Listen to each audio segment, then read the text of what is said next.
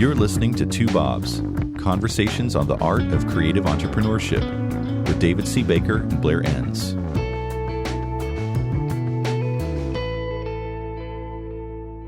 David, we're doing this on a Saturday. What's wrong with us? Are we working too hard? You know, we should do a podcast on that. Work-life balance. I don't have the time. Because I think you and I have some maybe contrarian points of view on the subject of work-life balance. And I'm a Libra, so balance is very important to me. Yeah. I lost you at the astrological reference, didn't I? You did a little bit. But the other thing, too, is that because we're doing this podcast and so many folks are listening, it's also like I'm having to explain the areas where you're wrong, and I'm kind of getting tired of that. There are about 8 or 9 areas. If you're interested, I could, list them for you. But again, that's right. No, we're doing this on a Saturday because you've been traveling a lot. I've been traveling a lot, and we didn't want to miss it. It's fun to do. We look forward to it. Yeah. So it's fine. Yeah. Okay. So today we're talking, I don't know what the title is, but I think of Jim Collins and his book, Good to Great, Get the Right People on the Bus. And really, we're going to dive into a category of tools that you might use to get the right people on the bus, determine if you have the right people or if you have them in the right roles. We want to explore personality assessments. Right. That's a big topic, isn't it? When I was looking for some solutions years ago to help people with exactly that problem, I explored all kinds of things before I landed on assessment tools like this. And one of the things I used was an intelligence testing tool called Wonderlic. And it was actually a disaster because it ended up measuring the extent to which the people going through this actually went through formal schooling, which didn't in the end have anything to do with intelligence. So I sort of dumped it. It's the same thing that the NFL uses to assess whether a quarterback's going to be smart enough. And I think they need to be in the mid-20s, right? And then if it's an interior offensive lineman, then they really want them to be in single digits. They don't want them thinking too much. They just want them to be really big and take up space. But it was an interesting experiment for me because it was an example of how it just didn't help at all. And then I was trying all kinds of things and then landed on an assessment tool around personality profile, and my eyes opened up wide, and not just because of how it led to some insights for my clients, but just about me personally. I just remember so many reflective moments as I was going through all of these different tools because it was a part of the certification process for me. It was really life-changing.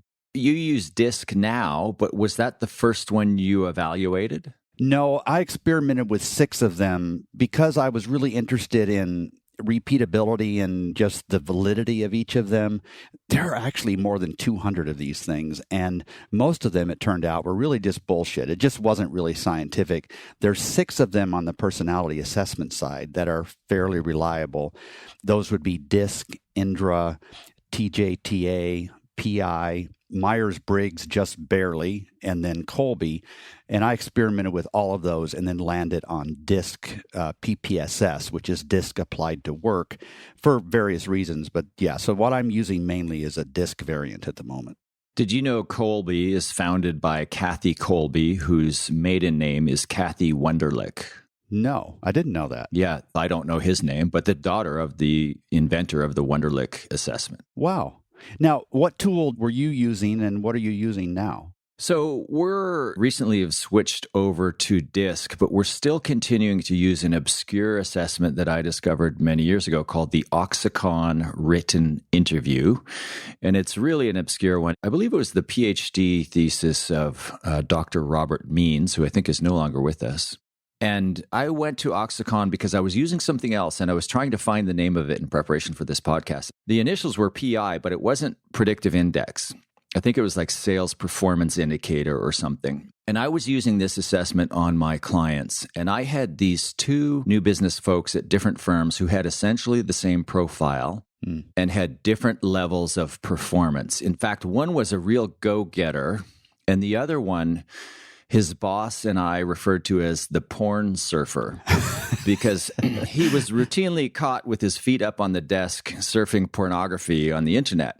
And when he decided to do some work, he was really productive. But I thought, well, this test is no good because these two people essentially have the same profile, but their motivational makeups was quite different. So I took those two folks and a third new business guy I was working with at the time who also had a similar profile, and I asked them if they would be a guinea pig, and I ran 3 different assessments on them. And the Oxicon I had discovered from a friend of mine, and it was the dark horse, but it was the only one that showed me the performance or lack of performance that I was seeing. In fact, the guy from whom I got the Oxicon assessments, he called me when he saw the profiles, and he said, wow, this is really interesting. This person has no business being in sales of any kind. And that was the porn surfer. So I went with the Oxicon, and we used it for many years. I've tested nowhere near what you've tested, but probably a couple of thousand people, and I got to see the patterns. But that was how I arrived at the Oxicon written interview, and we'll come back to it. There are things, it hasn't evolved. It's got questions in it like, at what age did you quit smoking? Yeah. I mean, these really leading questions. And I remember when I took the assessments myself, and it sounds like the assessments that you considered, you took them yourself to see how well you thought that it had kind of nailed your own personality. When I read my Oxicon profile, it made me angry. I took it on a Friday, and I was angry all weekend over it. I said, this is stupid. And then I gave my profile to my wife, and she said, no, that's you. Right. And that is the best thing to do once you've read it, is to give it to somebody who knows you well, because their assessment of you will be so much more accurate than your assessment of yourself is. I found that to be the case as well. Yeah. I never give it to somebody who loves you unless you want the truth. Let's take a couple more minutes to talk a little bit more about the range of options that you have when you're considering personality assessments. Then I really want to get into the meat of where and how do you use these things, and where do you have to be careful not to use them, or how do people use them wrong? So what made you decide on DISC? So it's not the most accurate. It's the second most accurate. PI is the most scientifically valid, but the results are just not accessible to the person who takes it. So they go through the thing and they get this chart, and it's 1 or 2 pages, and they're left just wondering, how do I interpret this? What does this really mean? While I give up just a little bit of accuracy with DISC, the charts are knowable. You know what they mean. They make sense. And the text basically makes sense. Some of it needs to be updated. And one of the 15 profiles has language in it that some people find a little bit offensive. But that's why. It's because it's repeatable. It doesn't require an expert, somebody who's been certified in it, to interpret it. And I found that to be very useful, because when you're giving employees one of these tools, it can feel somewhat violating of their personal privacy and so on. And judgmental as well. Yeah, it could be. Yes, for sure. So the last thing you want is somebody feeling like somebody else knows something about them that they don't know themselves. And so with all of these tools, you can let the employee get a copy of their results either right then or later. I always insist on giving them the results immediately. And then I want them to be able to read it and be able to relax. And in some cases, it's not accurate, but in most cases it is. But they're not left wondering, like, does somebody know something about me that's going to be used against me? That's why I've used that tool primarily. Yeah, that's interesting because, in our use of the Oxicon written interview, one of the significant drawbacks of it is it's not accessible at all. It basically gives you 4 numbers. And it gives you a couple of sentences that are triggered by whether your number is above or below 50. And so, a change in score of 1 point can trigger the opposite language. So when I was sharing the results with people, I would say, don't read the description. It's not very helpful. It's not very meaningful. Of course, everybody reads the description. And especially after you say that. Yeah. And so after a while, after a few years of observing the patterns, I just wrote my own document that described what the different profiles meant. In my own experience, I hesitate to call it data. It is data. I'm not as scientific about these things as you, but I would see the patterns and I would describe the different patterns and what the different patterns meant. It was a very frustrating tool for people to read because they would just get these 4 numbers. But I wanted to ask you this is, once you have somebody's DISC profile, do you start to make all these generalizations about them? Because for years I've said to people, once I have your Oxicon profile, you cease to be a human being. You're just 4 numbers. And when you start saying something, I think, that's your power score talking, or that's your affiliation need talking. When I'm talking to a lot of my clients to this day, there are things, I don't remember everybody's profile, but most people that I have tested, when I'm talking to them, I'm keenly aware. They'll say something and then that'll trigger a recall of what their score is in a certain area. That's one of the reasons I've never tested my wife. I felt like I would like her to continue to be a human being to me. That's so noble of you. You're going to win some award somewhere for that really human perspective. So my question to you is, once you have somebody's disc profile, does that change the way you think about them? Do you make kind of these judgments about them that you think, oh, what you're saying or doing is typical of your profile? So I do make some early provisional decisions / judgments about people, but I'm always learning the nuances. So I might see that somebody's highest D, but I'm still learning what it means if somebody's highest D but has a whole lot of C. So it's not quite simple enough in my mind to be able to immediately put somebody in a box. The other bigger issue is that these personality profile assessments, and I prefer to call them assessments rather than tests, because when people take a test, they feel like they can fail it. And it's just who you are. It's not good or bad. People are, to different degrees, self-aware. And so the assessment gives us a sense of how they're going to react naturally unless they're self-aware enough to see the situation and shape their behavior a little bit based on what that situation requires. So somebody who's more mature and self-aware can mask their natural profile unless they are mad or tired, in which case the real person will come out.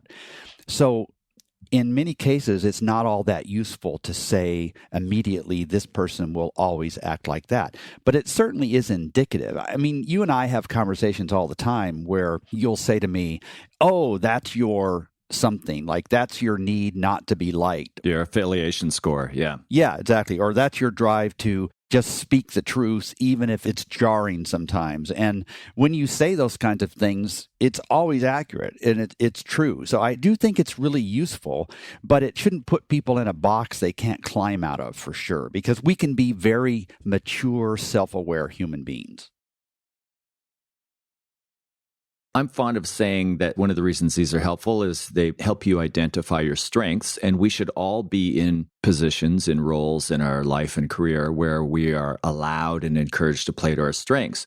But they also point out what our weaknesses are. I believe that we should all work to overcome our weaknesses just in specific situations. We shouldn't try to correct them over the long term and turn into somebody we're not. But being aware of what your weaknesses are allows you to remind yourself, like, I know that, sometimes I just need to let go of the need to be right and shut up and take the money. Right. So I want to come back to this point of self-awareness. Are you saying that if I run the assessment on you and I show you that, David, you've got strengths in this area and weaknesses in this area, how is somebody who's got a high degree of self-awareness going to respond differently or use that information differently than somebody who maybe isn't so self-aware? Great question. To roll back just a minute here, I really like what you just said about maybe in some circumstances we need to shape our behavior, but we shouldn't work at trying to change who we are. That's a brilliant observation. It makes so much sense to me. So if I'm going to use my assessment well to start with, I'm going to figure out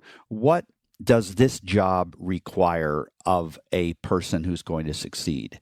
Am I equipped to do that? For instance, does this require me to be very social? Does it require me to be very patient? And no, it doesn't in this case. So maybe I would be a fit. But if it requires me to be those things and those don't come naturally to me, and I wouldn't phrase those as much as weaknesses as more like that's just how I normally operate. Because if somebody requires patience in a certain situation, that makes perfect sense that they would struggle in this situation. But if maybe they're a counselor, patience is exactly what's required. So patience isn't a weakness in either one. It's just not necessarily a fit for one of them. So it's about deciding whether my natural way of acting is going to be a fit for this situation. And if it isn't, then I can still succeed for sure. But it's going to require me to exert a lot more energy than normal. And it's going to pull that energy out of me. And in order to, so if my job requires me to be an extrovert, I can still do that if I'm an introvert, but I'm going to have to recharge in some way. Is that sustainable? And I think putting people in jobs that are not a match for who they are naturally is just not a blessing to them, right? It's just, It doesn't make sense. So it's about respecting the individual, but recognizing that each individual can step outside of themselves when necessary, but we shouldn't be asking them to step out of themselves all the time. Yeah, that's asking them to be somebody they're not. Right, which goes back to your comment about we should not try to change ourselves that way. It doesn't make sense. I remember the first time I read the first profile I was having done to me when I was going through the certification process, and I walked into the living room and my wife was there, and I said to Julie, it's like, oh, I just hate who I am. I just wish, and then I made a bunch of statements, and she said, no, that's exactly why I love you. You have to be aware of the rough edges and manage those sometimes. Somebody else told me one time, and this stuck with me like no other statement around personality profiles has, and it's this, that our biggest strengths, if overused, are our biggest weaknesses. Yeah. And I think that is so true. So if I'm an objective hard charger, if I'm too much of an objective hard charger, then I'm going to hurt people's feelings and they won't listen to me anymore. Or if I'm a patient person, if I overuse that patience, I may not step in when a situation requires it. What happens is we go to our strengths too often. Right. It's just so easy to go to your strength.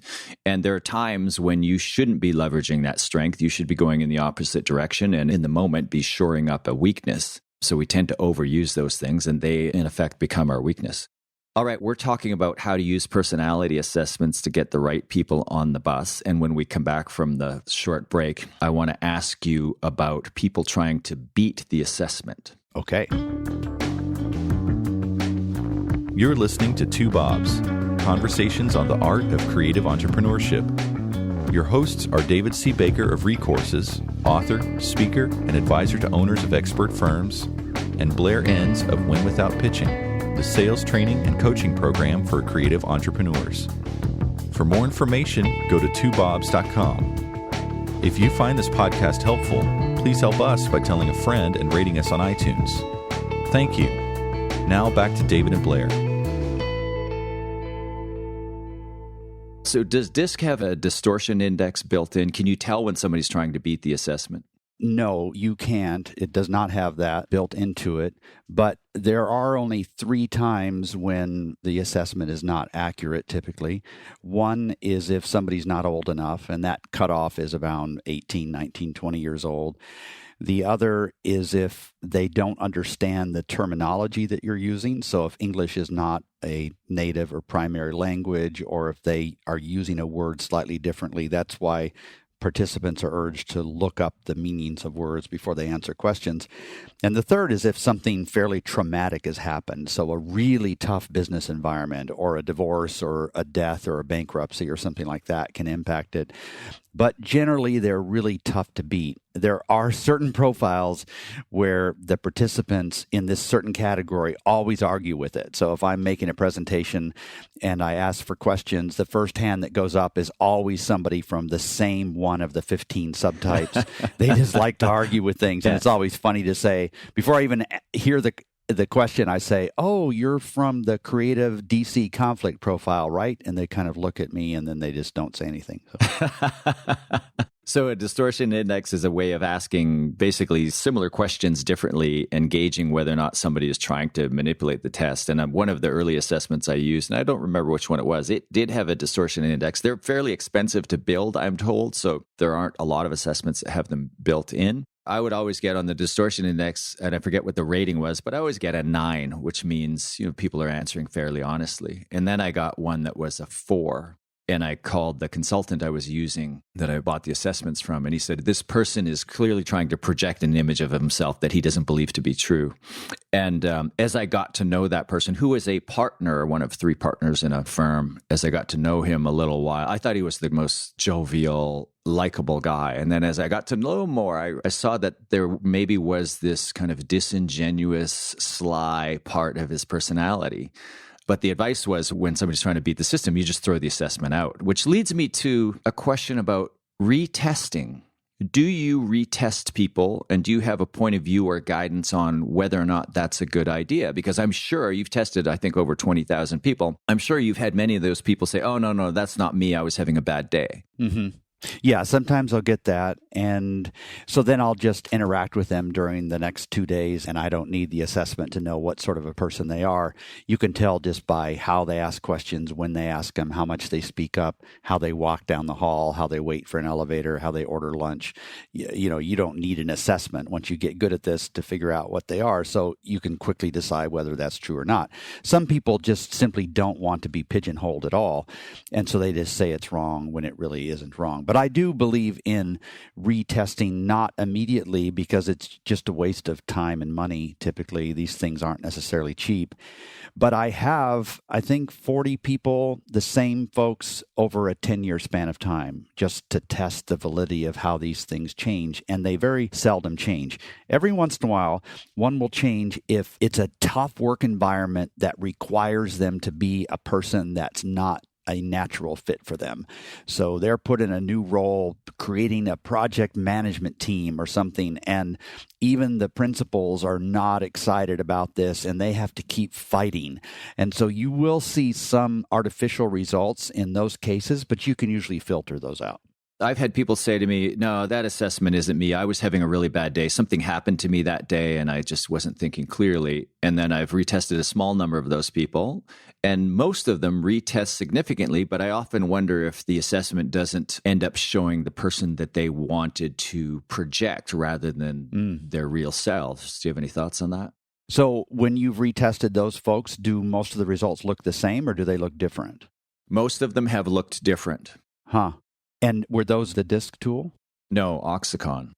Yeah. So I don't know if I can speak to that one. But on the DISC side, I don't think that's very frequent. And the initial scientific results were validated across 30 million people, and I think it was 6 countries.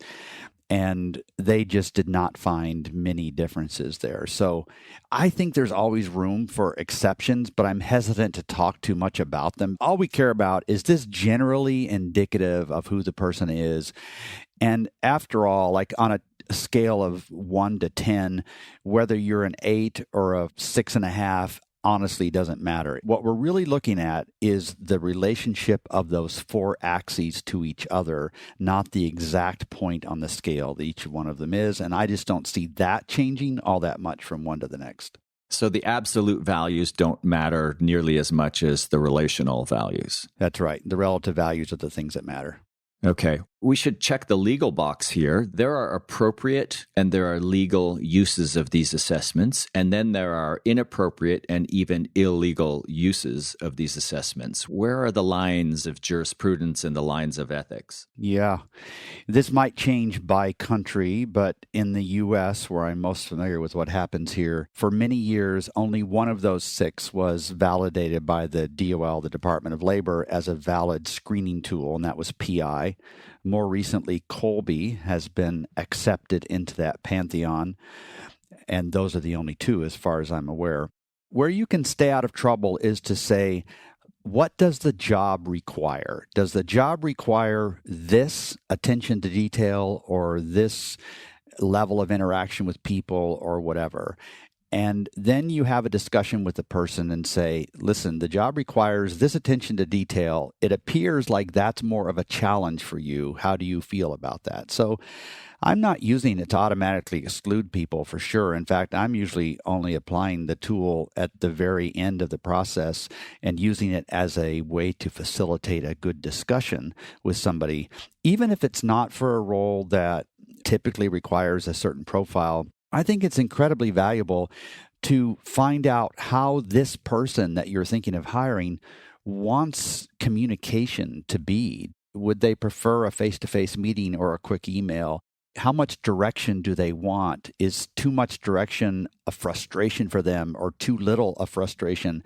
I just think it's treating humans more respectfully to shape our behavior to what they want. So if we use it in that context, we're not in any legal quagmires at all. The first step of using profiles is to be self-aware, but that doesn't go far enough at all. It's really about how do I shape my behavior so that an individual experiences me in a way that's not distracting to them. So if I'm going to be their manager, how do I manage people individually based on how their profiles are? So if that's our purpose for doing it, then there aren't any legal issues there. So I'm assuming if you're testing multiple people in a firm, or maybe everybody in the firm, that those profiles should be made public so that these team members can figure out how best to communicate with each other and work with each other. Generally, yes. Every once in a while, I'll come across somebody who does not want their profile seen by other people, and I always honor that request, but it's very rare. Maybe 1 out of 500 people, something like that. Nowadays, people are very transparent about that. Most of the time, what happens is they take that one page that shows the chart and a summary of who they are naturally, and they tape it to their cubicle. And then if for the next week, everybody that walks by, they kind of joke about it. Maybe they'll do the opposite just to get a laugh or whatever, but there's nothing secret about it. They like just these conversations that it facilitates. People find that now they can talk about things that are difficult for them. Like now they can say, now you understand why I don't want you to keep interrupting me, right? And they can point to the chart and then they laugh, right? So it just facilitates more conversations that otherwise might be filled with tension. Yeah. At Win Without Pitching, on all our team members, we use DISC, Colby, and Gallup Strengths Finder. Mm-hmm.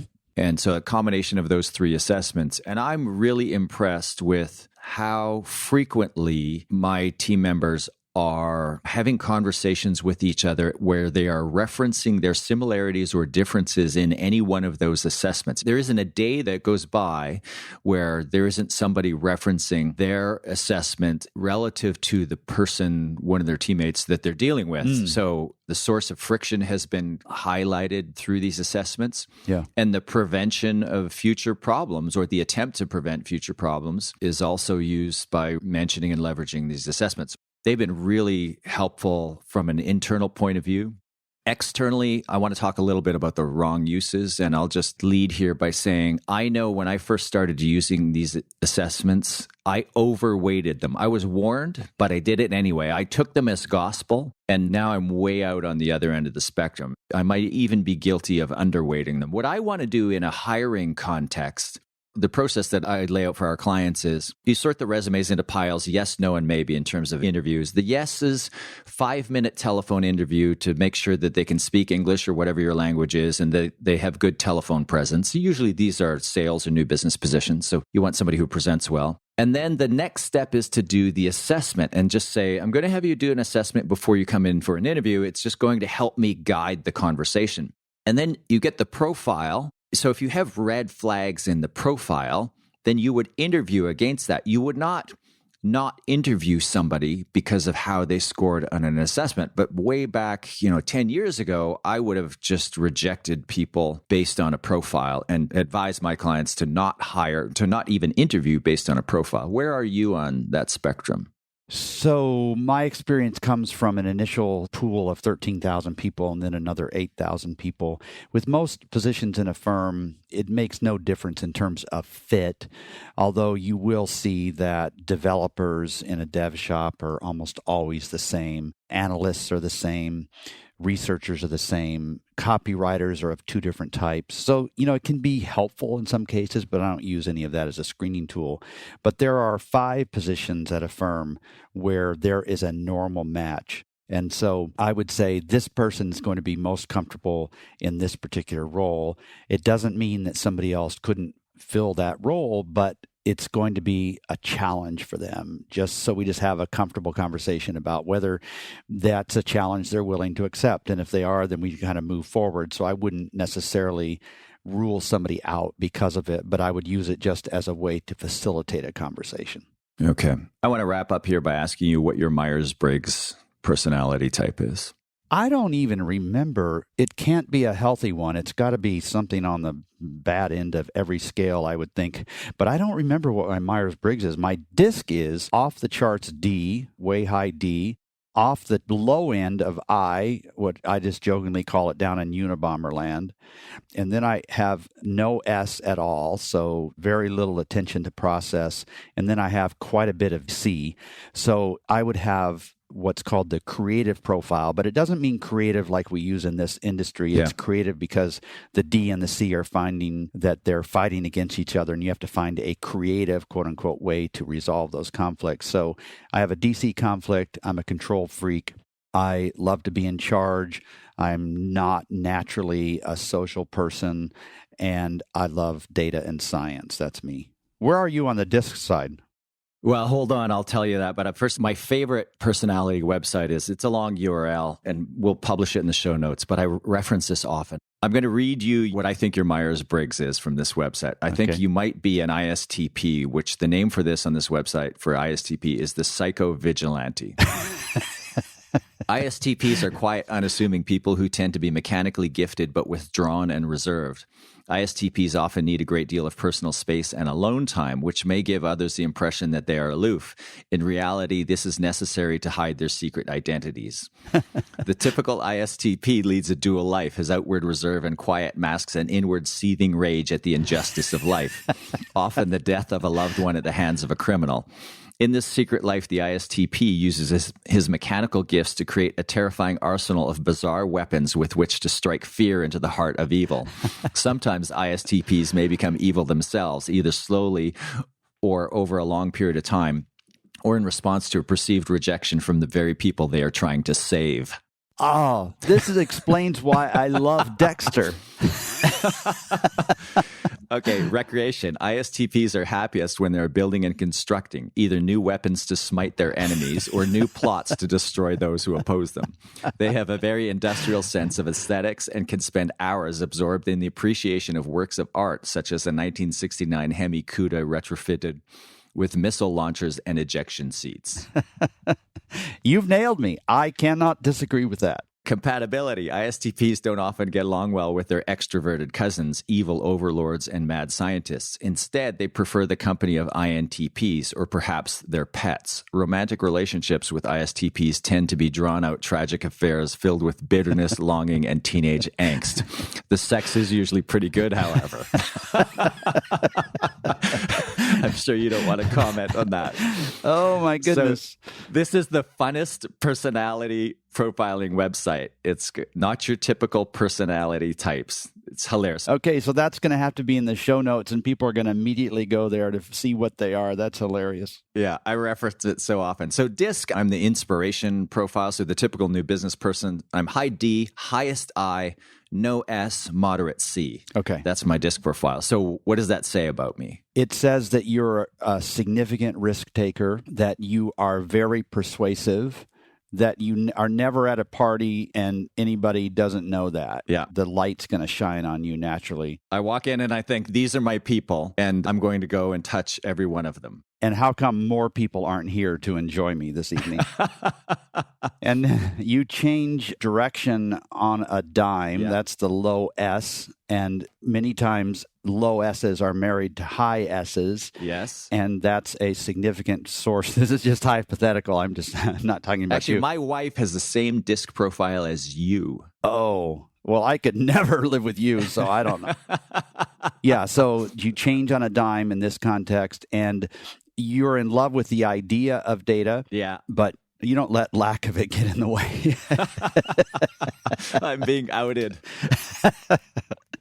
Oh, my goodness. This is too much fun. Yeah, this is fantastic. Okay. I think maybe there's a follow-up to this one down the road someday, but we'll publish that weird URL in the show notes, and it is so much fun at parties. Get everybody to take their Myers-Briggs and then read them this profile. It's hilarious, especially after a couple of glasses of wine. All right, thanks, David. This has been great fun. Thank you, Blair.